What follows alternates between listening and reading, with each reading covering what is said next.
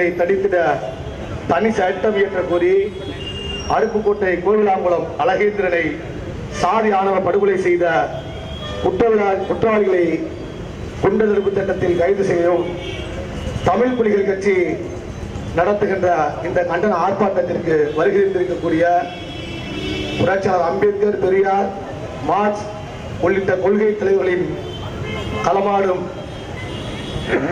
தோழர்கள் அனைவரையும் இந்த ஆர்ப்பாட்டத்திற்கு வருகின்றிருக்கக்கூடிய தலைவர் மக்களையும் வரவேற்று இந்திய நாட்டில் இருக்கக்கூடிய இந்திய அரசியலமைப்பு சட்டத்தை மாற்ற துடிப்பதற்கு 10 ஆண்டு காலமாக ஒன்றிய அரசு இந்திய ஒன்றியங்களில் இருக்கக்கூடிய ஒவ்வொரு ஒன்றியங்களையும் பிரித்தாளுகிற முயற்சி, அதிலே தமிழ்நாட்டில் இருக்கக்கூடிய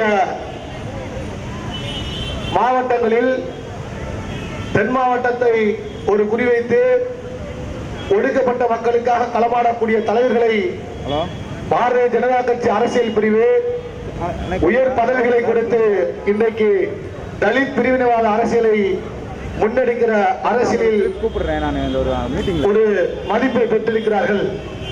அதே போல் இப்போது வட மாவட்டத்தில் வலுவாக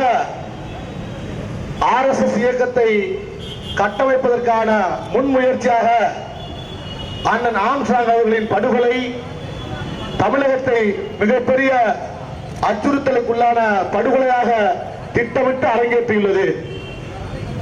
இந்திய அரசியலமைப்பு சட்டத்தை சுக்குநூறாக்குவதற்கு, அந்த அரசியலமைப்பு சட்டத்தை நடைமுறைப்படுத்துவதற்கும் வலிமைப்படுத்துவதற்கும் தீண்டாமை வன்கொடுமை தடுப்பு சட்டத்தை மிக பகிரங்கமாக ஆதரவு தெரிவித்து சென்னையிலே மிகப்பெரிய பேரணி ஒன்றை ஏற்பாடு செய்தார்கள். அதில் முக்கியமாக அண்ணன் ஆம்ஸ்ட்ராங் அவர்களின் பங்கு அளப்பரியது.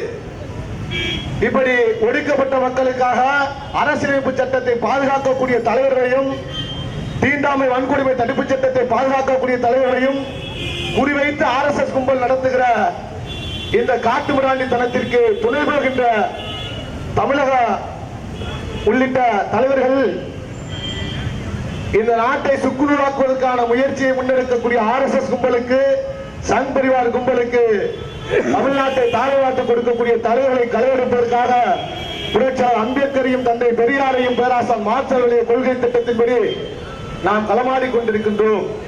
இந்திய அரசியலமைப்பு சட்டத்தை பாதுகாக்க வேண்டியது நமது கடமை என என்னுடைய தொடக்க உரையை நிறைவு செய்கிறேன். நன்றி, வணக்கம்.